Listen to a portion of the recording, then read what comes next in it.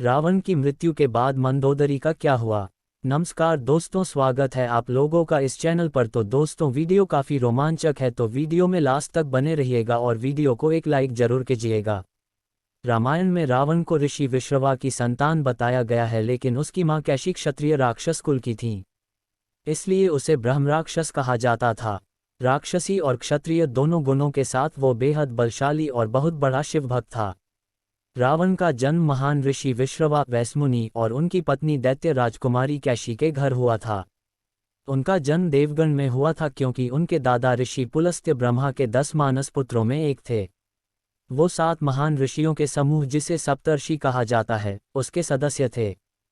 कैशी के पिता और दैत्यों के राजा सुमालिया की इच्छा थी कि उनकी बेटी की शादी नश्वर दुनिया के सबसे शक्तिशाली व्यक्ति के साथ हो, ताकि उससे एक असाधारण संतान का जन्म हो। ब्राह्मण की संतान रावण क्यों कहलाया? असुरों का राजा, कैसे मिली थी सोने की लंका? अपनी शुरुआती शिक्षा दीक्षा के बाद रावण ने कई वर्षों तक शिव की गहन तपस्या की। तपस्या के दौरान रावण ने शिव को प्रसन्न करने के लिए बलिदान के रूप में अपना सिर 10 बार काटा। हर बार जब वो अपना सिर काटता था तो उसके धड़ में एक नया सिर लग जाता था, जिससे उसने अपनी तपस्या पूरी की और अंत में भगवान शिव ने उसकी तपस्या से प्रसन्न होकर उसे वरदान दिया। तब रावण ने अहंकार में अपने वरदान में नश्वर इंसानों को छोड़कर देवताओं, राक्षसों, सांप और जंगली जानवरों से हानि ना होने का वर मांगा, जिसका मतलब था कि ये सभी प्रजातियां उसे कोई नुकसान नहीं पहुंचा सकती। यही वजह है कि बाद में मनुष्य रूप में जन्म लेकर राम ने रावण का अंत किया था। रामायण, विजयदशमी या दिवाली का जिक्र होने पर हमारे मन में सबसे पहला ख्याल श्री राम और रावण के युद्ध और भगवान राम द्वारा रावण के अंत का आता है। लेकिन शास्त्रों में रावण को एक दैत्य, राक्षस, अत्याचारी के अलावा भी कई रूपों में वर्णित किया गया है। रावण को महान विद्वान, प्रकांड पंडित, महाज्ञानी, राजनीतिज्ञ, महाप्रतापी, महापराक्रमी योद्धा और अत्यंत बलशाली जैसे नामों से पुकारा गया है। रामायण में जिक्र है कि राम ने भी एक बार रावण को महाविद्वान, उसके ज्ञान के संदर्भ में महान ब्राह्मण के रूप में संबोधित किया था। क्या आप जानते हैं रावण की मृत्यु के बाद उनकी पत्नी मंदोदरी का क्या हुआ? रामायण के कई ऐसे पात्र हैं जिनके जीवन से जुड़ी बातें आज भी रहस्य हैं। इनमें से एक चरित्र रावण की पत्नी का है, जिसके बारे में कई रोचक तथ्य मिलते हैं। आइए जानें रावण की मृत्यु के बाद के उनके जीवन के बारे में। रामायण ग्रंथ में न जाने कितनी ऐसे कथाएं हैं जिनके बारे में आज भी पूरी तरह से जानकारी नहीं है। ऐसी ही एक कथा है रावण की पत्नी मंदोदरी के जीवन और रावण की मृत्यु के बाद के उनके जीवन के बारे में। हिंदू महाकाव्य रामायण के अनुसार लंका के राजा रावण की रानी के रूप में मंदोदरी को वर्णित किया जाता है।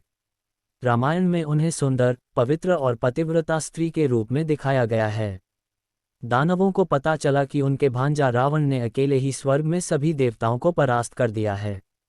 तीनों लोकों में इस बात का पता चला और इस बात से दानव बहुत खुश हो गए। उनकी वर्षों की मनोकामना पूर्ण हो गई और दानवों ने रावण की जय जयकार की और रावण को अपना राजा बनने की प्रार्थना की।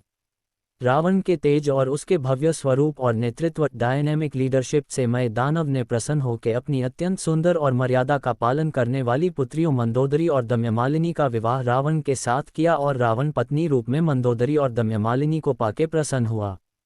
पतिव्रता नारियों में मंदोदरी का स्थान देवी अहिल्या के समकक्ष है। उन्हें रामायण काल की सबसे सुंदर पंचकन्याओं के रूप में जाना जाता है और मान्यता है कि उनके नाम से कई बाधाएं दूर होती हैं। आइए जानें रावण की मृत्यु के बाद मंदोदरी के जीवन के बारे में कुछ प्रचलित कथाओं के बारे में। मंदोदरी असुरों के राजा मायासुर और अप्सरा हेमा की बेटी थीं। मंदोदरी उस समय की सबसे सुंदर और गुणवती स्त्री थीं। इसी वजह से लंकापति रावण ने उनसे विवाह किया और वो लंका की पटरानी बनी। मंदोदरी के 2 पुत्र को मेघनाद और अक्षय कुमार थे। हालांकि कुछ पौराणिक कथाओं में माता सीता को भी मंदोदरी की पुत्री के रूप में वर्णित किया जाता है। मंदोदरी को एक पतिव्रता स्त्री के रूप में याद किया जाता है और अपने पति रावण के लाख दोषों के बावजूद मंदोदरी उनसे प्रेम करती थी और उन्हें अपना सर्वस्व मान लिया। यही नहीं, मंदोदरी रावण को हमेशा सन्मार्ग पर चलने की सलाह देती थीं। रामायण में रावण के प्रति उसके प्रेम और निष्ठा का वर्णन मिलता है। पौराणिक कथाओं में बताया जाता है कि रामायण काल में प्रभु श्री राम ने जब रावण का वध किया, उस समय लंका में सिर्फ रावण के भाई विभीषण मौजूद थे। उस समय राम जी ने विभीषण का राज्याभिषेक कर दिया और उन्हें लंकापति नियुक्त किया। उस समय मंदोदरी ने विभीषण की शरण ले और उनकी पत्नी के रूप में जीवन व्यतीत करने लगीं। हालांकि रामायण में इस बात का कहीं बहुत ज़्यादा जिक्र नहीं है और कुछ लोगों का मानना यह भी है कि रावण की मृत्यु के बाद मंदोदरी ने विभीषण की शरण ले और उनकी पत्नी के रूप में जीवन व्यतीत करने लगीं। हालांकि रामायण में इस बात का कहीं बहुत ज़्यादा जिक्र नहीं है और कुछ लोगों का मानना यह भी है कि रावण की मृत्यु के बाद मंदोदरी ने मृत्यु को चुना और वो सती हो गईं। तो आज के इस वीडियो में इतना ही। मिलते हैं एक और नई वीडियो में, तब तक अपना ख्याल रखें। धन्यवाद।